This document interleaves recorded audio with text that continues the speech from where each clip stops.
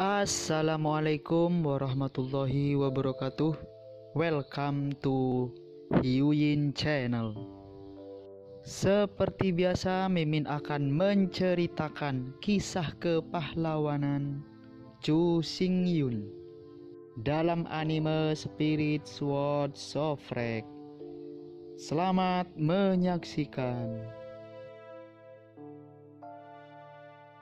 Zhu Xiaomei tidak berusaha untuk melanggar hukum besi dunia juru masak seperti Zhu Hengyu, tapi dia masih ingin membuat makanan terbaik. Kali ini kondisi Zhu Xiaomei jauh lebih baik daripada semalam. Jadi Zhu Xiaomei saat ini lebih penuh perhatian, mengendalikan api sihir lebih hati-hati, dan merasakan aura makanan lebih hati-hati. Segera, Zhu Xiaomei membuat semangkuk bubur, dan kemudian mengeluarkan mangkuk dan mengirimkannya ke Zhu Hengyu. Tidak, Zhu Hengyu berkata dengan hanya satu gigitan. Kali ini apinya semakin kecil, dan aura Mo Yuanmi dan Moling Bambu Leaf belum sepenuhnya terinspirasi.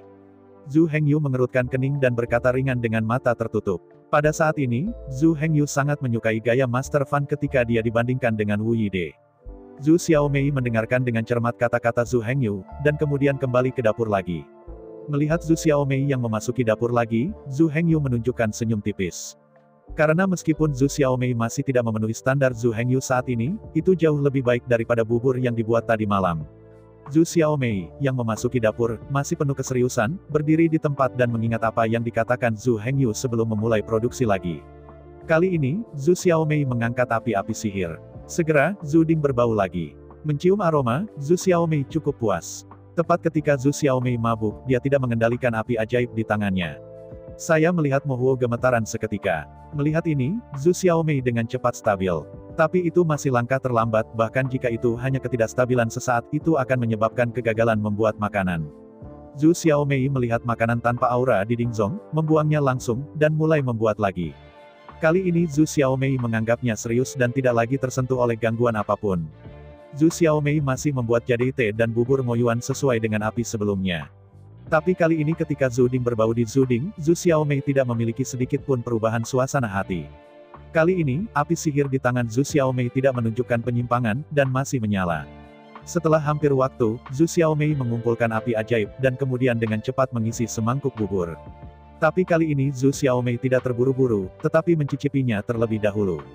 Setelah Zhu Xiaomei mencicipinya, dia cukup puas, baru kemudian dia memegang mangkuk dan memberikannya kepada Zhu Hengyu. Ini lebih baik daripada yang terakhir, tapi masih tidak berhasil. Zhu Hengyu langsung menolaknya. Zhu Xiaomei tidak merasakan sedikit pun ketidaknyamanan pada saat ini, hanya menatap Zhu Hengyu dengan tatapan ingin tahu dan serius, dan menunggunya untuk berbicara tentang kekurangannya. Bubur zamrud Mo Yuan Anda harusnya cocok untuk kali ini, tetapi daun bambu setan bambu diletakkan sedikit lebih awal, menyebabkan aura setan daun bambu menghilang. Zhu Hengyu masih menutup matanya, kata dengan tenang dan tenang. Bagus. Zhu Xiaomei mengangguk dan kembali ke dapur lagi. Setelah itu, Zhu Xiaomei bolak-balik di dapur beberapa kali. Beberapa kali ini, Zhu Hengyu tidak terlalu puas, dan setiap kali Zhu Hengyu bisa menemukan kekurangan Zhu Xiaomei. Pengunjung masih masuk dan keluar, tetapi ini tidak ada hubungannya dengan Zhu Xiaomei saat ini. Pada siang hari, ketika ada banyak tamu, Zhu Hengyu tidak lagi merenungkan tubuh sihir, tetapi juga datang untuk membantu, tetapi Zhu Xiaomei telah belajar memasak di dapur. Waktu berlalu dengan cepat, setelah Zhu Xiaomei masuk dan keluar dapur lebih dari 10 kali, langit perlahan redup. Bagaimana dengan saat ini? Zhu Xiaomei tampak lelah, tetapi matanya masih bersinar dengan cahaya, dan dia menatap Zhu Hengyu dengan harapan. Tidak, Zhu Hengyu mencicipi dengan hati-hati dan menggelengkan kepalanya. Apa bedanya? Zhu Xiaomei bertanya. Ini lebih buruk daripada mentalitas. Zhu Hengyu berkata dengan ringan. Pada saat ini, bubur jadite Zhu Xiaomei yang terbuat dari jadite telah benar-benar mencapai posisi yang sempurna. Namun, Zhu Hengyu sangat keras, dia masih merasa bahwa bubur Zhu Xiaomei ada sesuatu yang hilang. Zhu Xiaomei masih tidak menunjukkan kekecewaan sedikit pun, berbalik dan terus memasuki dapur. Pada saat ini, Zhu Hengyu benar-benar menangkap Zhu Xiaomei. Jangan masuk. Hari ini, saudaramu Dacang telah ada di sini dan mengatakan bahwa kamu akan makan malam dengan kakakmu si Yue malam ini, Zhu Hengyu berkata sambil tersenyum. Zhu Xiaomei ingin menolak, dia sekarang hanya ingin membuat bubur batu giok yang akan memuaskan Zhu Hengyu. Namun, Zhu Xiaomei masih tidak tahan dengan busa lembut dan keras Zhu Hengyu. Akhirnya, Zhu Xiaomei tidak punya pilihan selain setuju dengan Zhu Hengyu untuk pergi makan malam bersama. Sebenarnya, Zhu Dacang tidak mengundangnya, tetapi Zhu Hengyu secara sukarela meminta Zhu Dacang untuk melakukannya. Tujuannya adalah agar semua orang berkumpul, dan suasana yang bahagia dan harmonis mungkin membuat suasana hati Zhu Xiaomei keluar dari masalah membuat makanan. Hanya dengan cara ini Zhu Xiaomei dapat membuat bubur Emerald Mo Yuan dalam kondisi yang lebih baik. Sekarang Zhu Xiaomei telah memasuki keadaan pikiran yang aneh, dan dia ingin membuat bubur batu giok Zhu Hengyu yang puas dengan hatinya. Dan semakin Zhu Xiaomei ingin membuat bubur yang memenuhi persyaratan Zhu Hengyu, semakin dia tidak bisa membuatnya. Pada akhirnya, mentalitas Zhu Xiaomei runtuh, dan dia bahkan tidak bisa membuat makanan di masa depan. Zhu Hengyu tidak ingin melihat ini terjadi, jadi dia memikirkan metode yang mengganggu ini.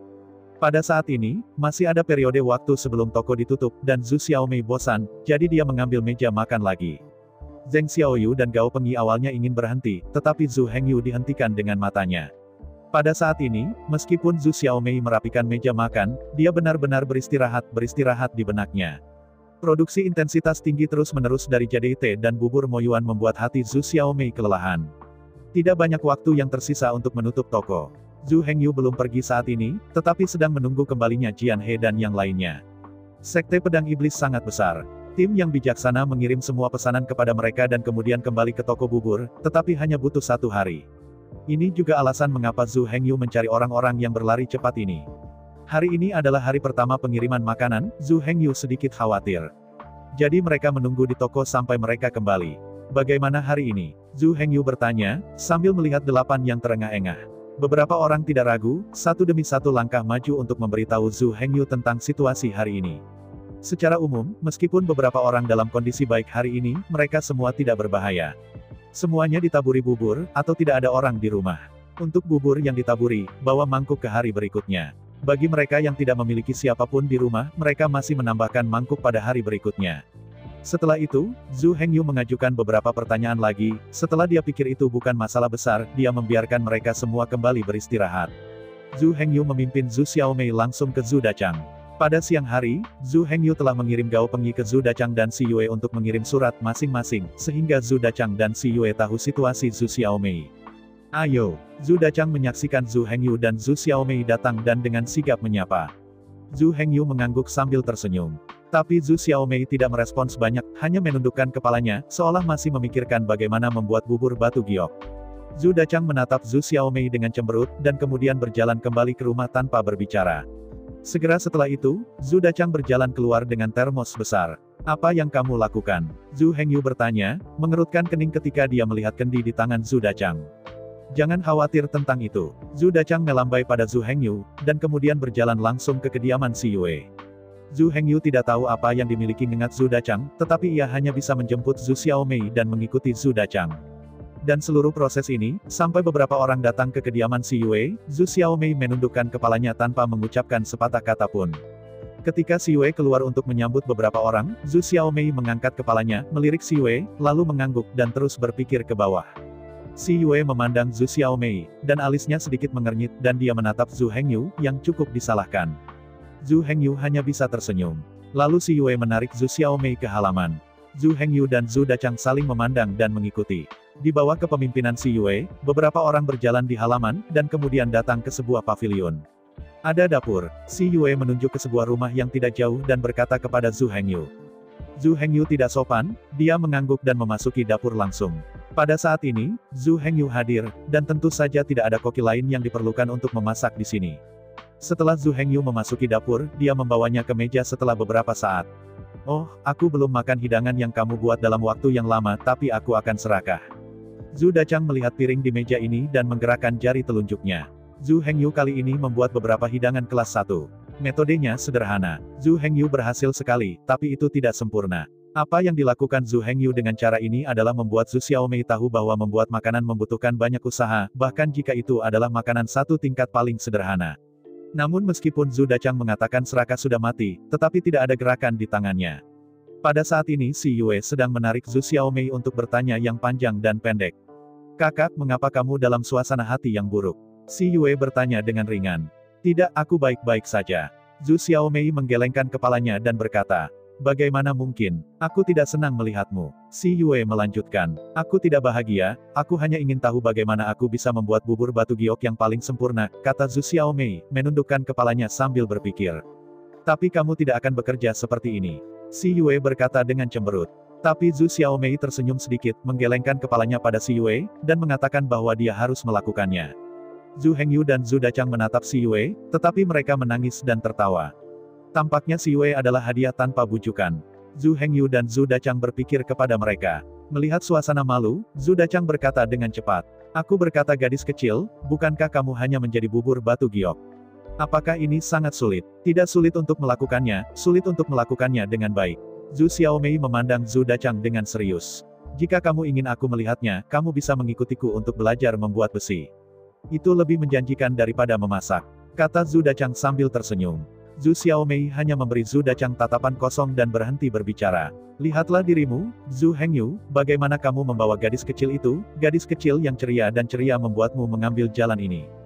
Zhu Dachang berpura-pura menatap Zhu Hengyu dengan tatapan marah. Kamu bilang kamu membuat makanan dan membawa gadis kecil itu ke parit. Coba kulihat, kamu Zhu Hengyu tidak memasak lagi, kamu datang dengan adik perempuanku untuk belajar membuat besi bersamaku. Kata Zhu Dachang dengan benci besi. Kamu bisa menariknya ke bawah. Kamu tidak ingin aku dan adik perempuanku menjadi gemuk seperti kamu. Zhu Hengyu memarahi. Sudah kubilang, aku tidak gemuk tapi kuat. Zhu Dachang pura-pura marah. Zhu Dachang juga takut pada ketidakpercayaan beberapa orang, dan menepuk perutnya dengan sengaja. Lihat perutku. Hanya beberapa orang yang melihat Zhu Dachang memiliki otot perut dan ada lemak besar di perutnya. Ya, otot perut, seluruh otot perut. Zhu Hengyu mengejek. Si Yue dan Zhu Xiaomei sama-sama terhibur dengan pertarungan antara keduanya. Zhu Xiaomei sedang menyaksikan perut besar Zhu Dachang tertawa. Apa yang tertawa? Apa yang tertawa? Kata Zhu Dachang dengan canggung. Aku bilang, aku awalnya 8 otot perut, tetapi ketika aku akhirnya mengembangkan otot perut ke-9, itu 9 atau 9, jadi akan menjadi seperti apa itu? Zhu Dachang berkata dengan percaya diri, tetapi tidak merasa malu sama sekali. Kalian banteng. Zhu Hengyu menyeringai dan memberikan jempol pada Zhu Dachang. Pada saat ini, Zhu Xiaomei telah terhibur oleh Zhu Dachang. Zhu Dachang tidak berpikir ada apa-apa, dan dia tertawa bersama semua orang. Setelah tawa semua orang mereda, Zhu Dachang berdiri dan mengambil kendi di tangannya. Ayo, hari ini kita makan dan minum, jangan hanya tersenyum. Zhu Dachang menuangkan anggur sijiu terlebih dahulu. Setelah itu, Zhu Dachang sekali lagi memberi Zhu Hengyu dan dirinya minuman. Tepat ketika semua orang berpikir bahwa Zhu Dachang akan duduk, dia melihat Zhu Dachang tiba-tiba meninggalkan tempat duduknya dan berjalan ke sisi Zhu Xiaomei, menuangkan minuman untuknya. Zhu Dachang, apa yang kamu lakukan? Si Yue berseru melihat gerakan Zhu Dachang. Zhu Hengyu juga mengerutkan kening dan menatap Zhu Dachang. Kamu tidak mengerti, anggur ini adalah hal yang baik. Gadis kecil baru-baru ini telah bekerja keras dan membutuhkan segelas anggur untuk meredakan suasana hatinya.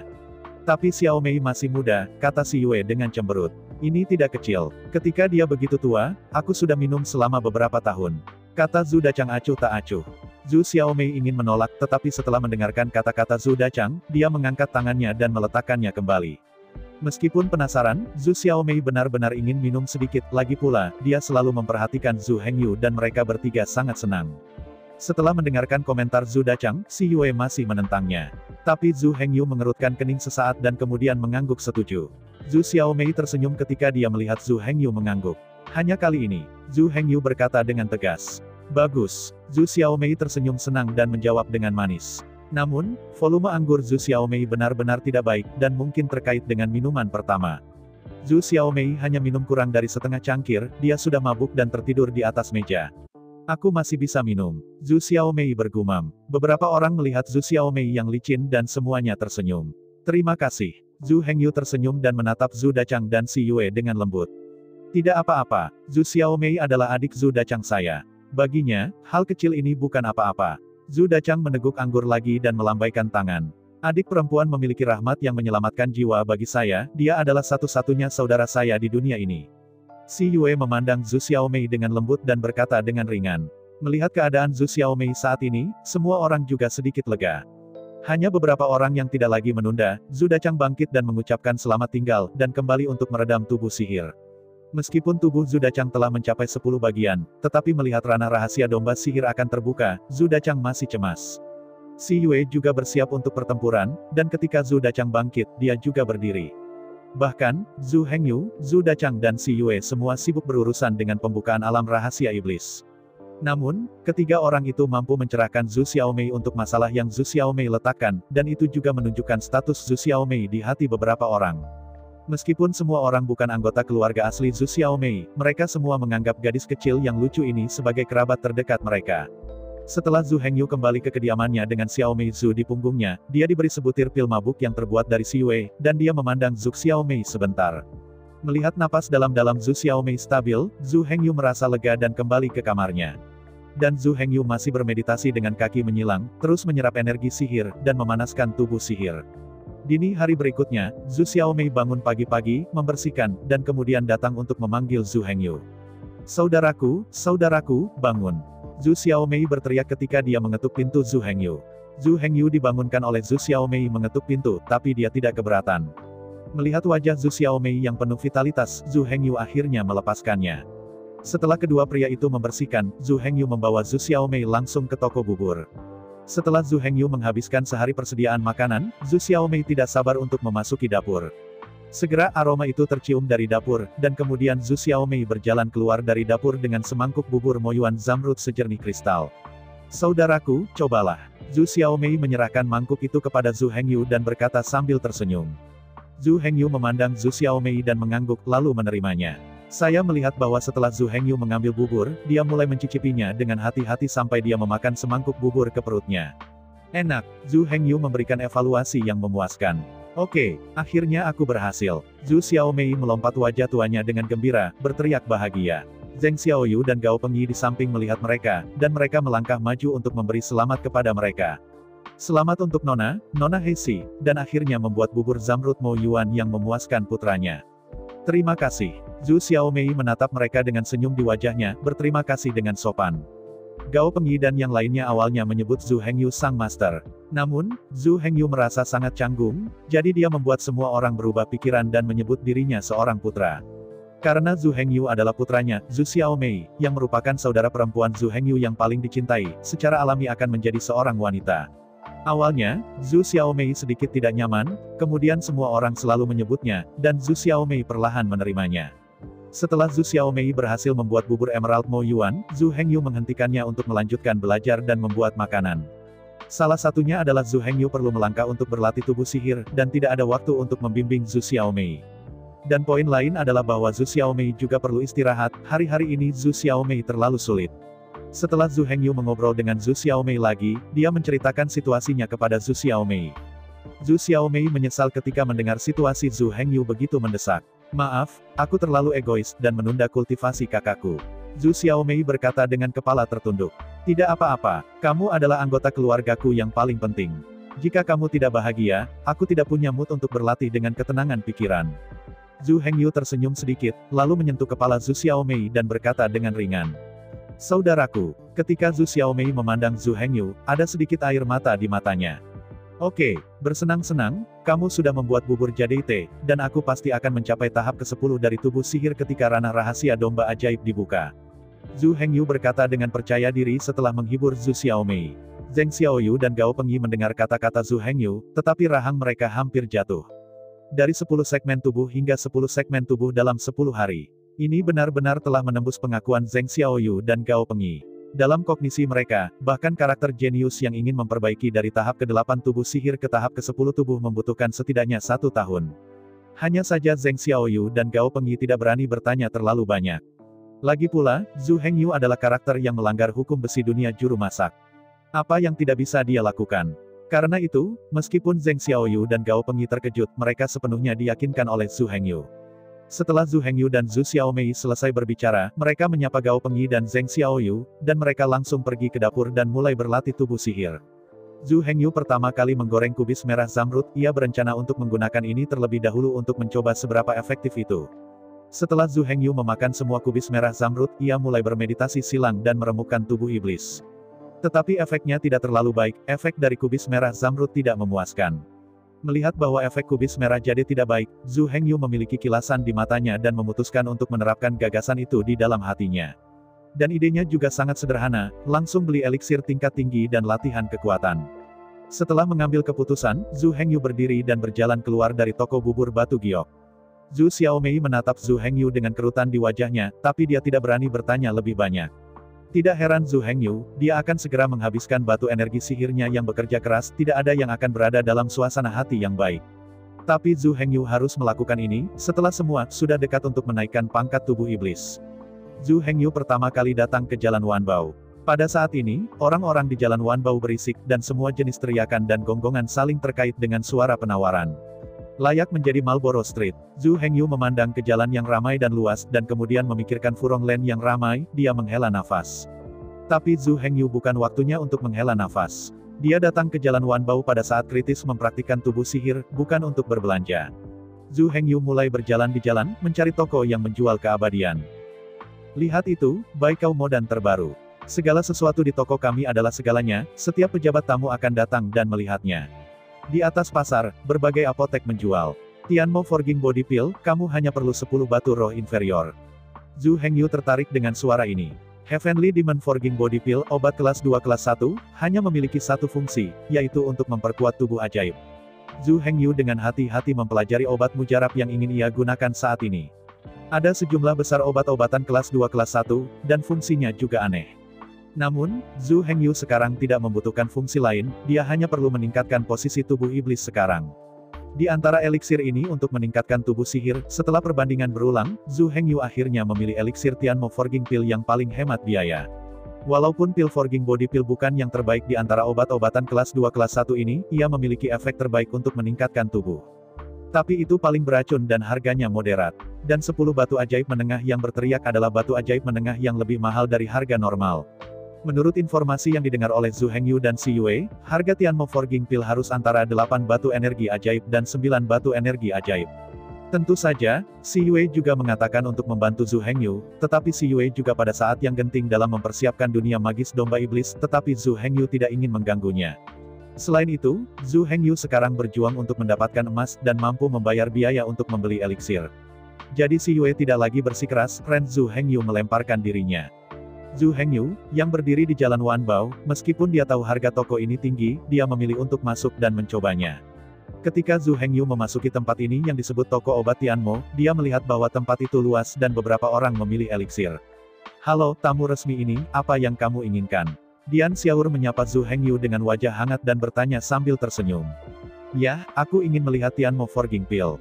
Zhu Hengyu pertama-tama mengangguk dan tersenyum, lalu mengatakan kebutuhannya dengan lugas.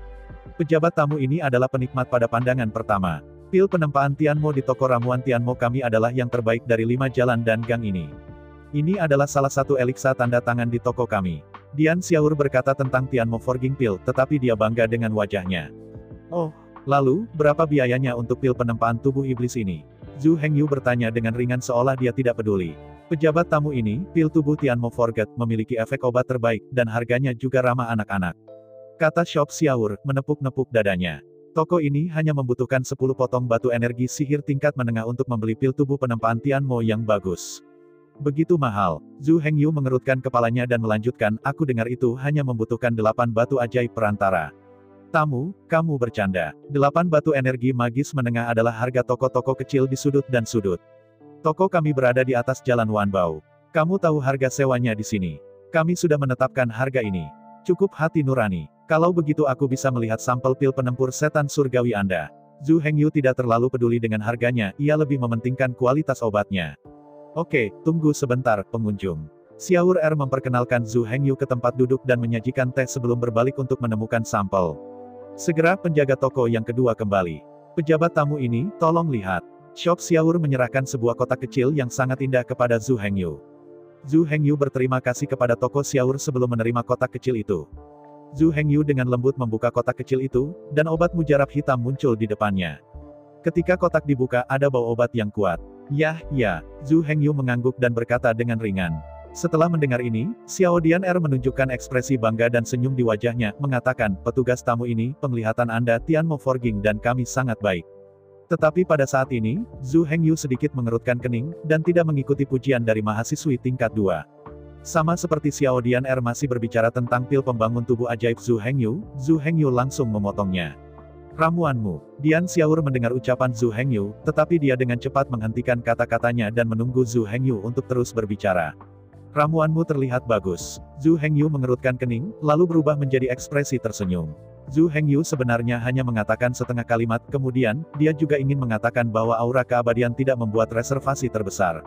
Saya tidak tahu mengapa, meskipun Zhu Hengyu tidak pernah berhubungan dengan alkimia, tetapi begitu dia mengambil ramuan ini, dia merasakan kekurangan ramuan ini. Setelah mendengarkan kata-kata Zhu Hengyu, Xiao Dian tersenyum, dan kemudian berkata, tamu ini, Anda adalah seorang ahli, Tianmo Forging dan, tetapi banyak master yang penuh pujian. Zhu Hengyu sedikit tersenyum, dan dia tidak lagi memperhatikan promosi penjualan toko kedua tetapi berjalan keluar dari toko. Faktanya, Zhu Hengyu tidak bisa memandang rendah pil penempaan tubuh iblis di toko ini. Dia merasa pil ini terlalu buruk. Tidak hanya aura tetap tidak cukup, tetapi toksisitas tidak berkurang. Singkatnya, meskipun Tianmo Forging dan akan meledak di mulut toko Xiaur, itu tidak ada artinya di mata Zhu Hengyu. Zhu Hengyu langsung keluar dari toko ramuan Tianmo dan terus berjalan di jalan Wanbao. Hanya saja para pedagang di jalan Wanbao menjual obat-obatan mahal. Selain itu, Zhu Hengyu mengunjungi mereka bertiga, tetapi tidak ada kejutan. Harga tiga ini tidak hanya lebih tinggi dari satu, tetapi juga kualitasnya satu per satu. Yang paling mahal, harga jual Tianmo Forging Pill telah mencapai 15 batu ajaib perantara. Dan kualitas yang satu ini sebenarnya yang terburuk di antara ketiganya. Pada akhirnya, toko obat Tianmo pertama yang dimasukkan Zhu Hengyu adalah yang termurah, dan kualitas eliksir relatif yang terbaik. Angkat yang tinggi di dalam karung. Zhu Hengyu tersenyum. Namun, semua toko ini terletak di jalan Wanbao, dan harganya berada di sisi atas. Tetapi harganya bukan apa yang Zhu Hengyu pedulikan, dan kualitas obatnya adalah apa yang benar-benar tidak dapat diterima Zhu Hengyu. Jadi Zhu Hengyu terus bergerak maju. Kali ini Zhu Hengyu melihat ke tempat dijualnya keabadian, dia masuk dan bertanya. Setelah berjalan di jalanan dan gang, Zhu Hengyu melewati semua toko obat di 5 jalan dan gang ini. Pada akhirnya, 3 apotek dimasukkan dalam daftar kandidat oleh Zhu Hengyu. Yang pertama adalah entry pertama Zhu Hengyu ke toko obat Tianmo. Saat ini, obat ajaib di toko obat ajaib sangat baik, dengan toksisitas sedang, dan juga dapat disediakan dalam jumlah besar. Namun, harganya sedikit lebih tinggi. Yang kedua adalah toko yang terletak di Jalan Mojin bernama Danyang Small Shop. Toko Danyang ini hanya menghasilkan 3 jenis eliksir, dan Tianmo Forging Pill adalah salah satunya. Toko ini hanya berurusan dengan bisnis dalam jumlah besar. Selama jumlah eliksir yang dibeli oleh Zhu Hengyu cukup, harganya hanya 1 potong dari 8 batu ajaib perantara.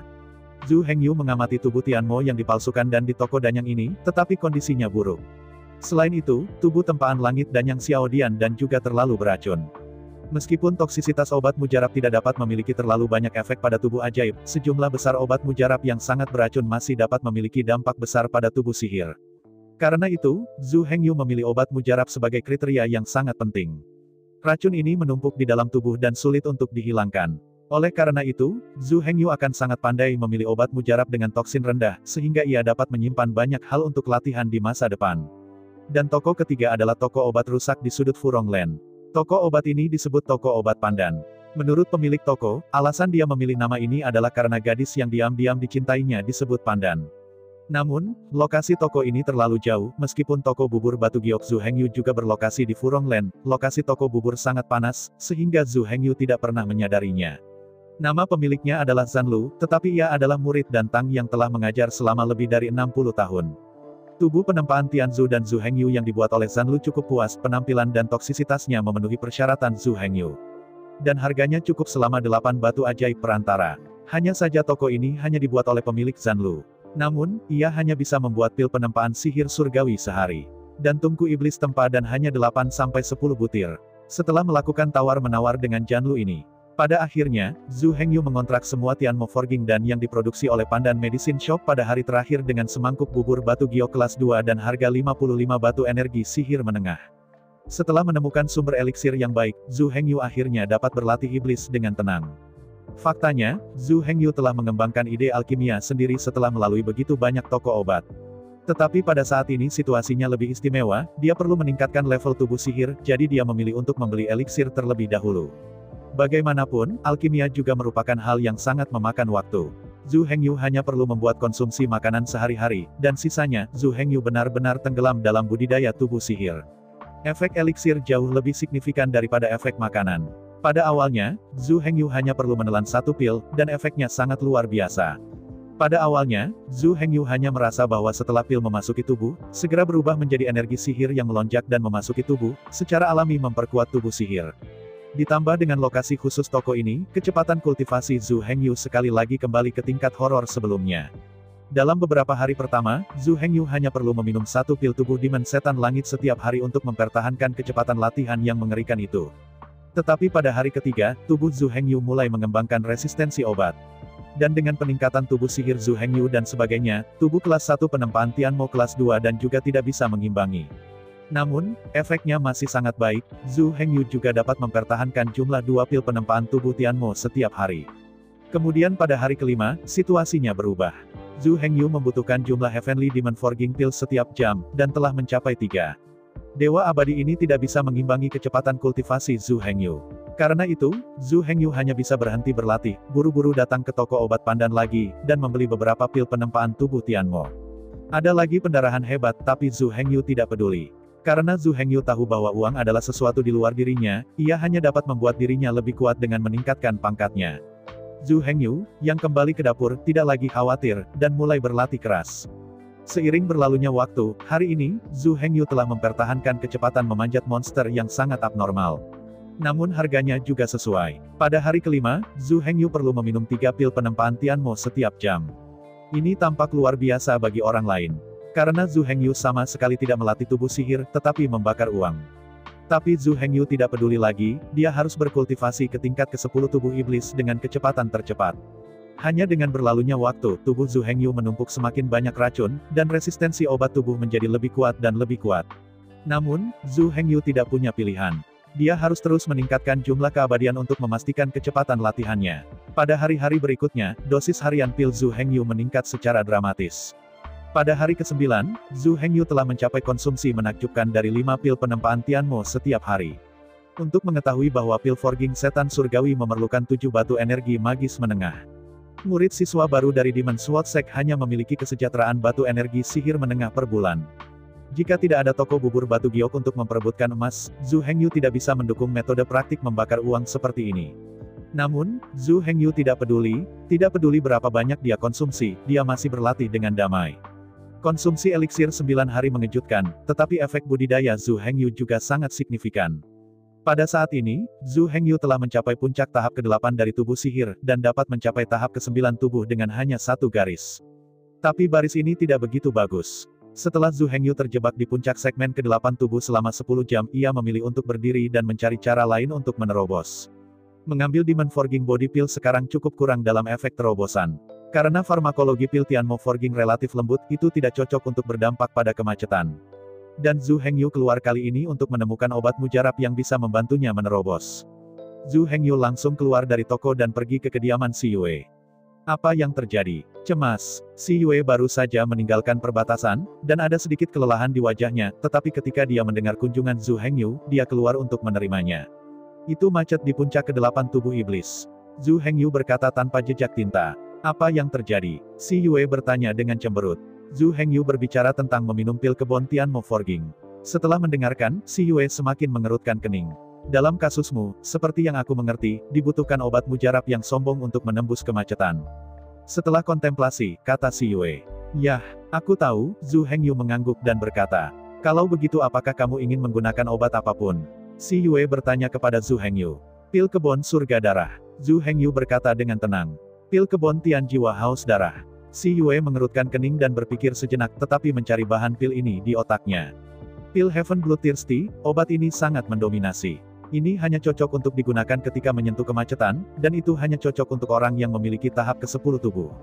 Si Yue berpikir sebentar, lalu berkata dengan ringan. Karena obat mujarab ini sangat mendominasi, dan hanya cocok untuk orang-orang di bawah tahap ke-10 dari tubuh sihir, itu telah menyebabkan obat mujarab ini menjadi sangat bias.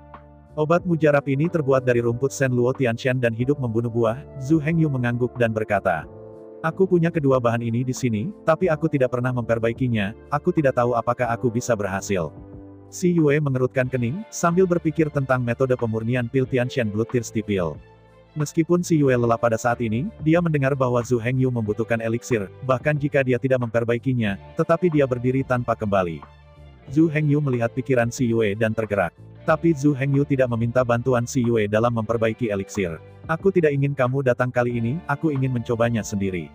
Kata Zhu Hengyu sambil menatap Si Yue sambil tersenyum. Hah? Apa katamu? Si Yue masih tidak bisa bereaksi, menatap Zhu Hengyu dengan ekspresi kusam.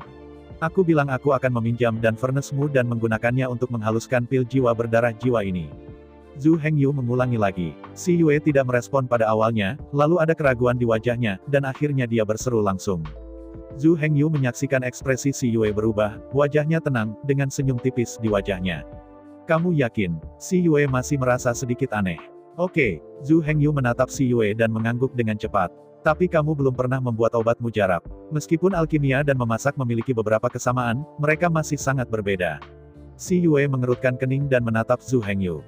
Aku tahu, itu sebabnya aku datang menemuimu, murid senior keluarga dan untuk membantuku. Zhu Hengyu tersenyum sedikit dan berkata dengan ringan. Apakah kamu tahu bahwa alkimia bukanlah lelucon, yang buruk, tapi itu mungkin penggoreng? Si Yue mengerutkan kening saat dia memandang Zhu Hengyu. Apakah itu? Ini sangat berbahaya. Zhu Hengyu mengerutkan kening, memikirkannya, dan kemudian berkata kalau begitu aku harus berhati-hati. Zhu Hengyu sama sekali tidak mau melepaskan alkimia. Kamu. Si Yue awalnya berpikir bahwa Zhu Hengyu akan menyerah, tetapi di paruh kedua kalimat, si Yue cukup tersedak. Si Yue menunjuk Zhu Hengyu, kamu untuk sementara waktu. Akhirnya si Yue menghela nafas sedikit. Hei, Kalau begitu cobalah, aku tahu aku tidak berguna untuk membujukmu. Si Yue akhirnya dikalahkan. Terima kasih. Zhu Hengyu mengepalkan si Yue, lalu berkata sambil tersenyum. Ikut aku. Si Yue memberi Zhu Hengyu pandangan putih, lalu berbalik dan membawa Zhu Hengyu ke ruang alkimia. Keduanya berjalan di sekitar halaman, dan si Yue berhenti di tempat yang sangat terpencil. Itu ruang alkimia, si Yue menunjuk ke sebuah bangunan kuno. Berbicara, si Yue telah melangkah maju untuk membuka pintu ruang alkimia. Setelah melihat ini, Zhu Hengyu juga dengan cepat masuk ke dalamnya. Saya melihat bahwa ruang alkimia sederhana dan tidak normal. Ruang alkimia luar biasa besar, tetapi hanya ada satu alkimia besar yang berdiri di tengah. Sebuah kasur diletakkan di hadapan Danlu. Lalu ada pot bunga kembang sepatu di sudut ruang alkimia. Zhu Hengyu tidak tahu apa yang dimaksudkan si Yue untuk meletakkan pot bunga kembang sepatu ini, tapi dia tidak banyak bicara. Bagaimanapun, ini adalah ruang alkimia yang digunakan oleh si Yue. Untuk bertanya kepada Zhu Hengyu bagaimana cara mengetahui bahwa ruang alkimia kekaisaran si Yue itu sederhana. Begitu Zhu Hengyu memasuki pintu, dia mencium aroma yang datang bersama si Yue. Bau gadis itu perlu berada di tempat untuk waktu yang lama sebelum bisa perlahan-lahan tinggal. Rasa seperti ini biasanya muncul di kamar kerja gadis itu. Dan si Yue terobsesi dengan alkimia. Ruang alkimia ini sebenarnya sama dengan kamar kerja si Yue. Jadi setelah memasuki ruangan, Zhu Hengyu bahkan tidak berani bernapas, tetapi hanya melihat sekeliling, menatap Tungku dan tanpa melihat menyipit, dan tidak hanya bertanya. Si Yue tampak agak merah pada saat ini, tetapi dia pulih dengan cepat. Kamu bisa menggunakan perapian merah ini. Si Yue menunjuk ke perapian merah di tengah ruangan.